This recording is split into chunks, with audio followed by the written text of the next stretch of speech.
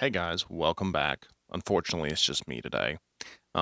Just the way this week fell, there was zero time for Michelle and I to get together and record. So you're stuck with me. I wanted to talk about something that, and I'm just gonna jump right in. Fuck the normal introductory pleasantries. I want to talk about single parents in EMS. I'm not going to go into my whole story. Obviously, I'm not a single parent anymore, but for a good bit of my EMS career, that has been my life. When my son was born, I had just started paramedic school. I did a semester. I ended up taking a year off, not because of grades or anything, just life happened. So I had to take a year off and then came back to finish paramedic school. And then at the end of that is when my ex-wife and I had split up. New career upgrade, new pay raise, and divorce all at one. And we joke about, everybody has their sacrificial EMS marriage, and I don't the field wasn't to blame for it, but the timing was impeccable. But I know that the majority of I would say the majority of people in EMS have been or are single parents. And I know that there's single parents on both sides. It's not, just single moms and just single dads. Obviously, my perspective is that of a previously single dad. But there's a lot that I learned through working in this field as a single parent that does apply to both. That does apply to everybody who is trying to navigate parenting while they're working full-time, part-time, whatever in EMS. Yes, I would say that there's a lot of downsides to having a family while working this job, but I would say that there's also some benefits, or at the very least, there are things we can do to make that better. There's things that we can do to not just mitigate those negatives, those frustrations, but actually turn some things into strengths, both for us and for our kids. And something I've noticed a lot is in public service, you tend to have people have two different attitudes in general to their kids. Their kids are either a reason or an excuse. How many times have you heard, "Oh, well, I would do so many other things, or I would go back to school for this, or I would do this thing, but I've got kids and I can't do that." Okay, cool. Like those two don't equate to each other. Your kids shouldn't be an excuse for you to have a second-rate life. They're not like some handicap that keeps you from being successful. Like, if you're using your kids as an excuse to act miserable, to not do more with your life, or if you're using them as an excuse for you to pick up time to get away from them, I've got nothing to say to you. I really don't. The kids deserve better than that from you. So don't do that. That's not. Now, does being a parent present some challenges? Absolutely. Does it do you have those days where you get overstimulated, you're exhausted, your emotional energy is down to zero, and your patience is, down the negatives? That's at that point. Yeah, we're human. Like, it's not like being a parent is this rosy, amazing, wonderful thing all the time. It's a struggle. It's hard. And it's really hard if you're working EMS at the same time. But I've seen people that use their kids as an excuse, but I've also seen people that use their kids as a reason, and a reason to go better their career, a reason to be more emotionally mature, a reason to not pick up as much overtime, to spend more time with them. I think that's something that we have to have a discussion of up front, is how do you view your kids? If you view your kids as this, like, a dead weight, like it's this ball and chain that you can't do anything about, and you create this, again, I call it the noble victimhood. It's, "Oh, woe is me, I have to be a good parent, which means I can't do this and this and this and this." What kind of example are you setting for your kids? They're watching this. They're watching you. So and so not only are you using them as a shield against responsibility, but what kind of narrative are you telling them? Because they're going to grow up and they're going to ask questions. if they aren't already. And this whole, oh, well, I didn't go to school, I didn't do this because I had you guys. What message have you just sent to your kids? Like, that's not healthy. That's toxic parenting. And no, I'm not this, great pontiff on parenting. Nobody fucking is. Nobody's doing it 100% right. But there are some things that are objectively wrong. There are some things that are not relative. And that level of emotional abuse that you're putting on your kids, if that's what your mindset is and that's what you're telling them, is not healthy. That is fucking toxic. So, EMS parents, cut that shit out. Stop doing that to your kids. Stop using them as an excuse. Stop using them as a shield and instead use them as a reason. Use them as a motivation to do better, to be better, to act better, all of it. Now, there's a lot of things that in public service we as parents miss. We miss a lot of our children's firsts. If we're lucky, we can be there for their first steps, their first words. But there's a lot of things we won't be there for. And there's a lot of holidays that we're going to miss. There's birthdays that we're going to miss. And I think that in general, employers are becoming more accommodating for this and giving people a little bit more grace. But there's a lot of places that aren't. There's a lot of places that are saying, hey, it's your assigned shift. You can't get somebody to cover for you. Sorry, can't fucking help you. And that's not doing anything for anybody's well-being or mental health or any of that. But those are the things that I know for me, I've always worried about, is missing all those firsts. And missing, not going to get emotional, but for example, my own life, my oldest son, my biological son, he just turned 11. On 2 separate occasions, he broke his arms. So broke one arm 1 year, and then like a year and a half later broke the other arm. And no, I mean, he didn't have to have major surgery or anything like that. Wore a cast for a while, everything was fine.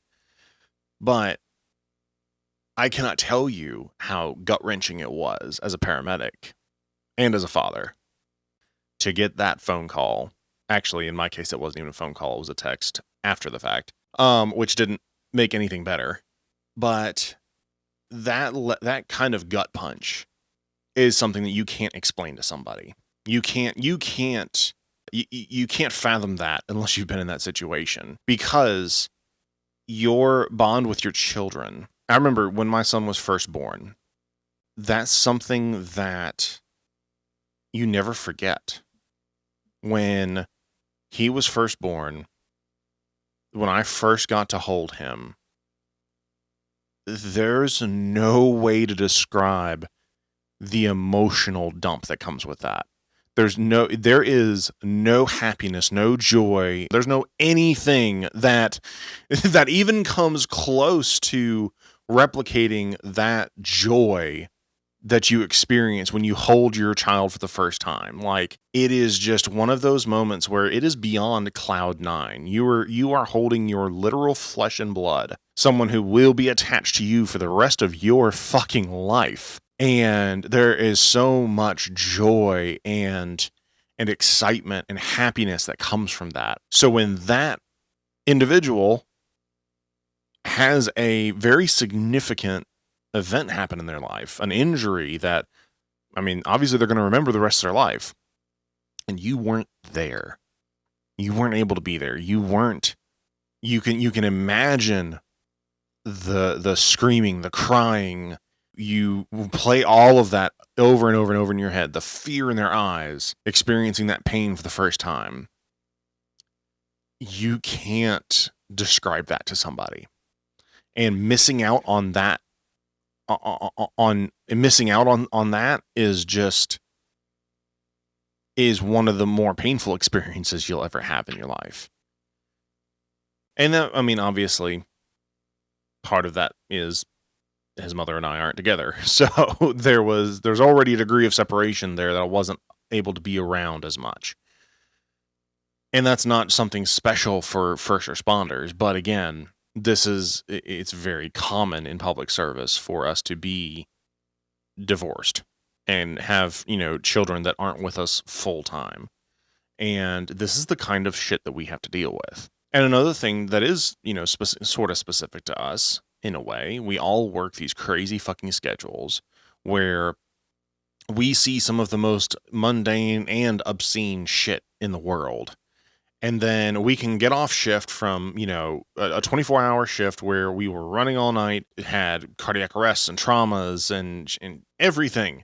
And then, boom, we get dropped on, all right, we have to immediately switch gears and spend the weekend with our kids. No lag time, no pause, no recovery, nothing. Just jump straight to it. Not even discussing the fact that we're exhausted physically and just want to sleep, but mentally we're exhausted and taxed so much that it feels like we have so little that we can give. When my oldest son was much younger, I mean, still not. I mean, you could have a conversation with him, but I mean, he was 3, 4 in that age range. I worked night shift. It was not uncommon for me to pick him up.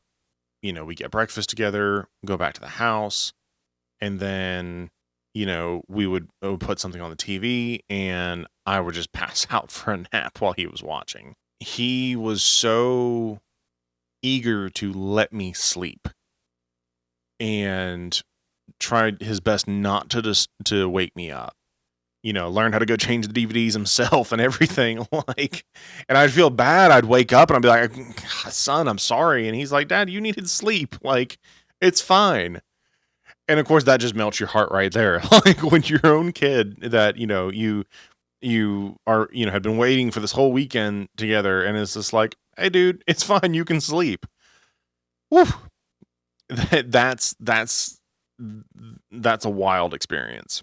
Those are the kinds of struggles that single parents especially deal with in EMS. Not that folks who are married and have whole homes don't experience some of these things. Just single parents feel it with a little extra sting.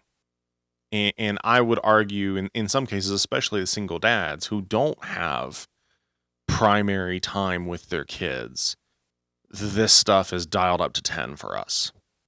And is something that, again, I'm not a single dad anymore, but this is the kind of thing that we feel so fucking acutely. Now, that's a lot of things that we miss. There are a lot of things that we gain as single parents working in this field. And as parents in general, but again, single parents, I think that we learn to value our time with our kids a lot more. We learn to take advantage of those short times so much more because we know it's short. We know that it's important. And, we go from, sorry, the cat's trying to join in on the conversation. We go from, having to be cold, calloused, and removed to engaging with our kids and making memories with our kids. And so I think that we really do have the ability to increase the value of that time and make it more meaningful than if we were around our kids all the time, or if we weren't working as much, or if we didn't see the things that we see. And I think with that, we are able to reserve a lot more emotional energy for our kids. Because me personally, I don't emotionally invest in my patients. I don't emotionally invest in the job. Especially not like I used to. I don't have I could have a horrible day. I could have an easy day. I could have horribly sick patients, or I could have, not really any serious illness, injury kind of patients. Doesn't matter. My emotional investment remains the same. And so I think with that, I learned to hold that extra emotional energy and save it for the people that meant the most to me. My son, and whoever, at the time I would have been in a relationship with. Currently, I have a full family. You can learn to conserve that emotional energy for them. I think sometimes that we don't do a great job of that. I think that we get so used to cutting off our emotional energy that we just shut it off completely, and that's it. And I don't think that's right or fair, especially not to our kids. But I think we do have the ability to, in a way, it's like our ability to compartmentalize. It can be bad, but it can be good because we can use it in good ways and healthy ways to be able to connect more with our kids. Another thing I think that we gain as parents in general working in EMS is we have the ability to teach our kids perspective. We live a life seeing the worst of the worst. We see some of the most awful people, the most awful living conditions, the most tragic family dynamics, all of it. We see the entire spectrum of human existence, sometimes all within a 12-hour period. And so being able to bring that perspective to our children and say, hey, let me teach you a little bit about the world and make it relevant to them about why, their favorite toy having a little piece snapped off of it is not the end of the world, and why that there are a lot bigger, crazier, more important things, not to suppress them or invalidate them, but to teach them to think outside of their own world. There are a lot of things that we can do with that, and I think are good and healthy and we should be doing. And I mean, and there's little things too. You can teach your kids different actual technical skills. Anytime we can, Michelle and I will teach the kids different, bandaging skills. We'll talk through IV stuff, if they get to go to the college and do some, get to observe training or whatever. They get a little more of a hands-on perspective. We'll watch, medical shows with them and break down and explain, hey, this is what's real, this is what's not, here's how they would really do this. And they connect with that. It's a way, it is, and it becomes a way to engage with them because they get to see a window into our world. They get to catch a glimpse of it and have something to relate to us with. Because that's another thing we struggle with in EMS is relating to people that don't do what we do. So you can build those kinds of bridges with your kids doing this job so that you can actually have a deeper, more meaningful relationship with them. And your kids will respect you a lot more too. They'll see this stuff and be like, whoa, you guys do what?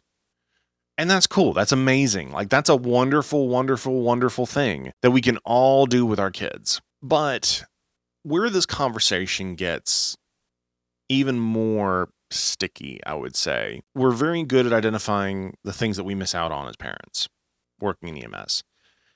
We can occasionally identify the good things. We can see some benefit in some things. But I think where we really have a hard time is with the things that we choose.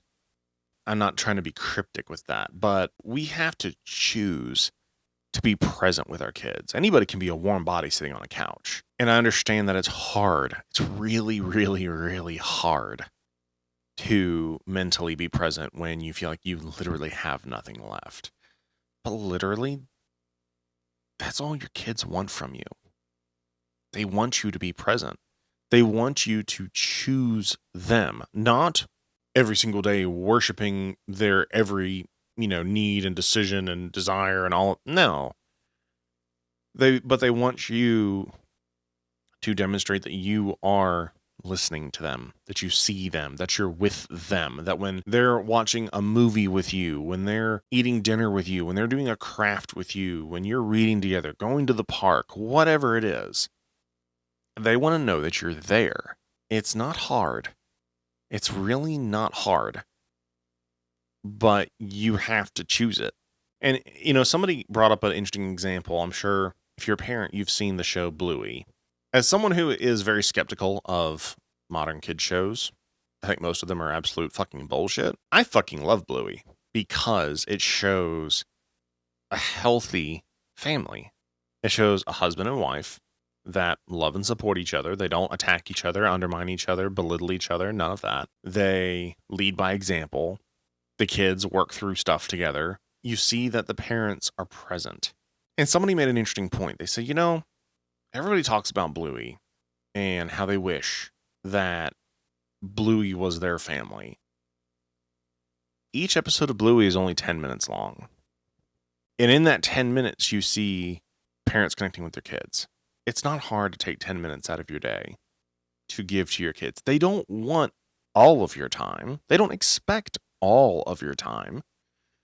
I mean, maybe there's some little shits out there that do, but they've probably got some trauma from other things and they're compensating for. But if you give them some unadulterated time, that's going to mean more to them than you spending all day just vegged out on the couch, not interacting with them, not joking with them, just on your phone, ignoring their existence. So choosing to be present, I think, is something that we don't talk about enough. We don't push for enough. I would really encourage everybody to, whether you're a single parent or not, take some time to think about that. Take some time to think about what it means to be present.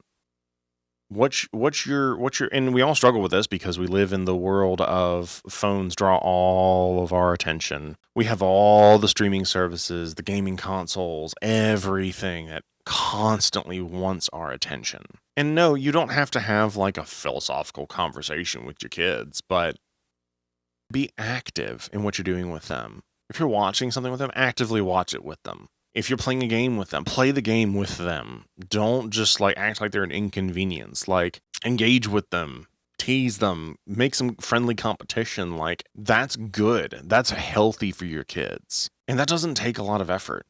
You can sit on your ass, not have to get up. You can stay wrapped up in your hoodie and blanket and heating pad or what the fuck ever you do and still enjoy being with your kids. And especially after a long shift, that's sometimes all we want to do. And there's nothing wrong with that. There's nothing wrong with taking it easy after a day with your kids. Or excuse me, after a day at work.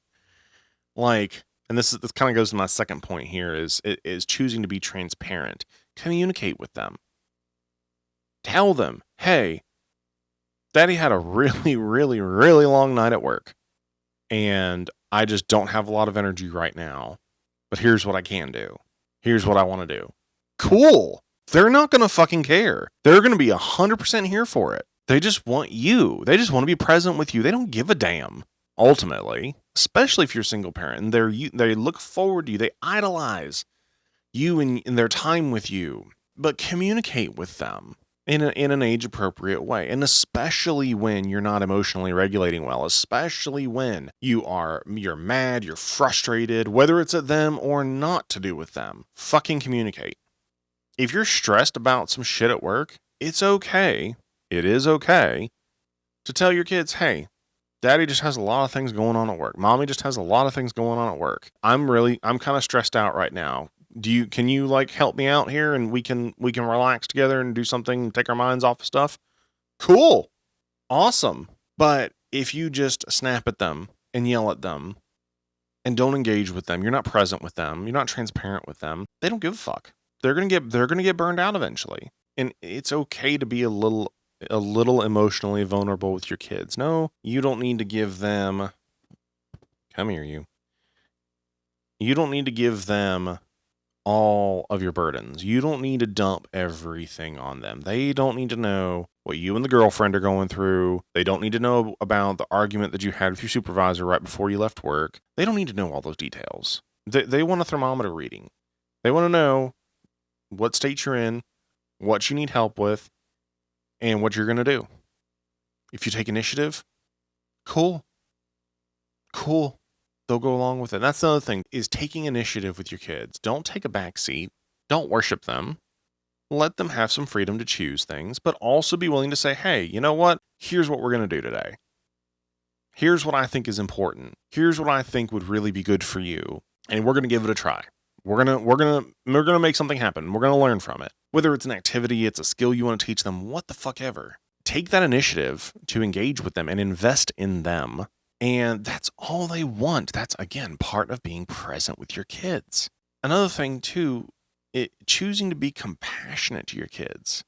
No, you shouldn't coddle them. Anybody that knows Michelle and I and is around us and our kids, you know that our number one rule of parenting is we don't negotiate with terrorists. I'm a stubborn motherfucker. I ain't going to back down over shit. But we also need to not make our kids grow up too fast. We need to be a little compassionate.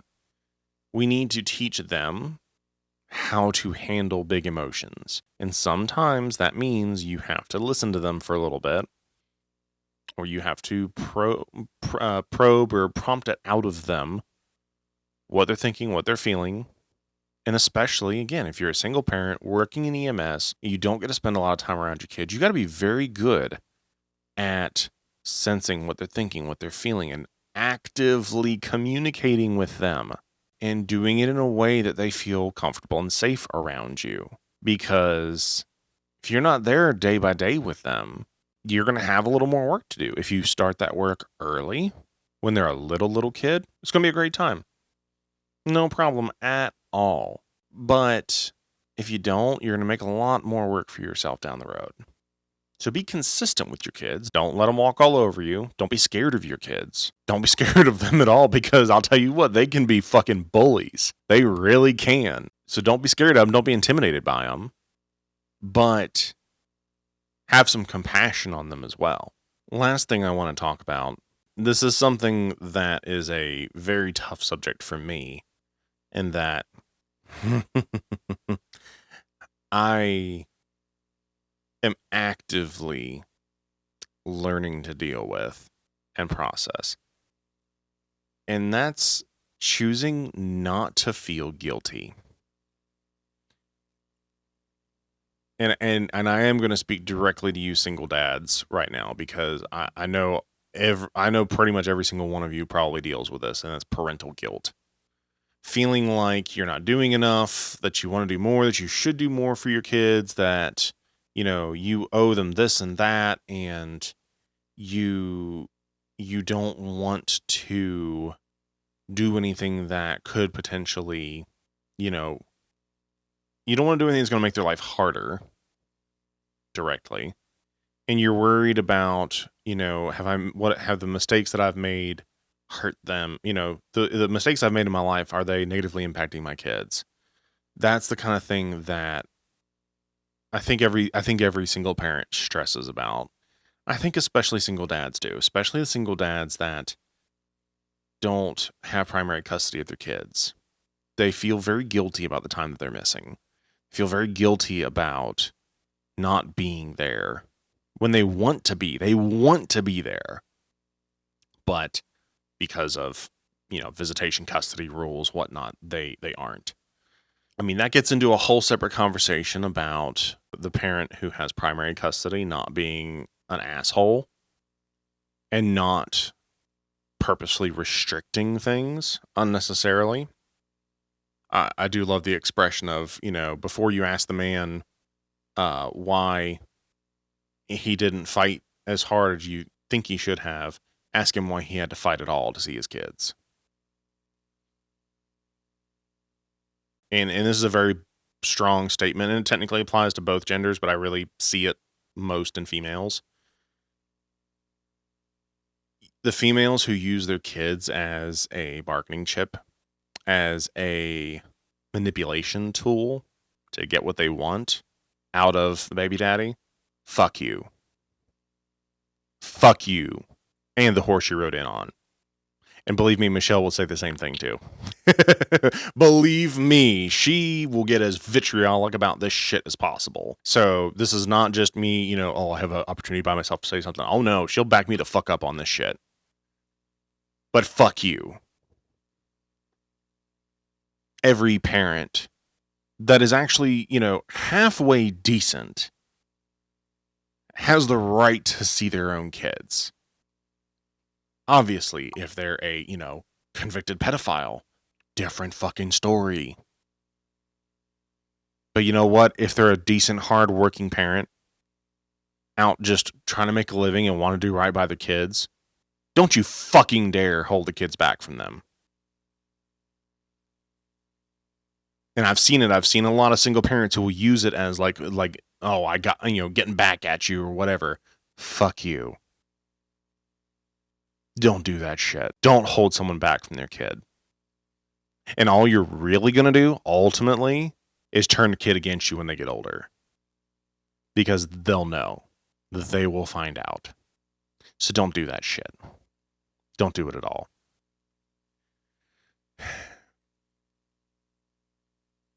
Listen, I know this is not the normal kind of talk we have on here.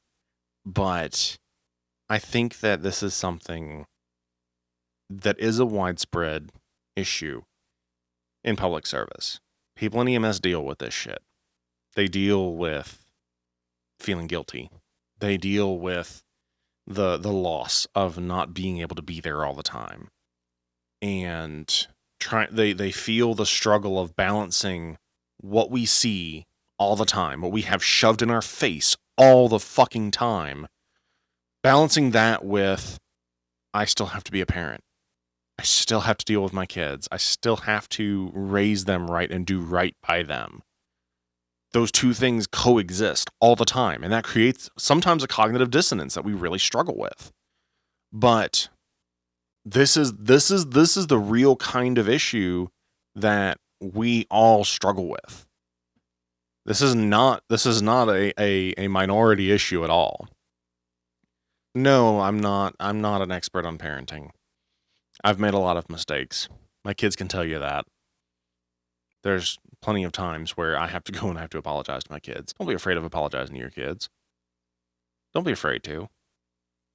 You have no idea the bridges that you will build with your kids if you genuinely apologize to them when you fuck up. It's okay.